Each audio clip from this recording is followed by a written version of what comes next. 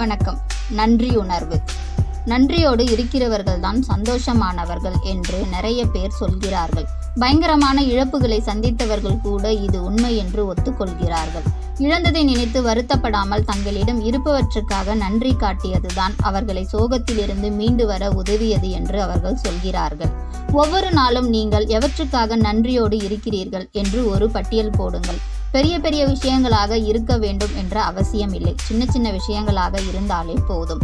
அழகான சூரிய உதயம், அன்பான ஒருவரோடு பேசி மகிழ்ந்த தருணம் போன்றவற்றை அதில் சேர்க்கலாம். வாழ்வதற்கு இன்னொரு நாள் கிடைத்ததற்காக நன்றி சொல்லுங்கள். வாழ்க்கை நமக்கு பரிசளிக்கின்ற நல்ல விஷயங்களை கொஞ்சம் கவனித்து அவற்றுக்காக நன்றியோடு இருந்தால் மனநலம் மேம்படும். இன்னும் முக்கியமாக உங்கள் குடும்பத்தாருக்காகவும் நண்பர்களுக்காகவும் ஏன் நன்றியோடு இருக்கிறீர்கள் என்பதை யோசித்து பாருங்கள்.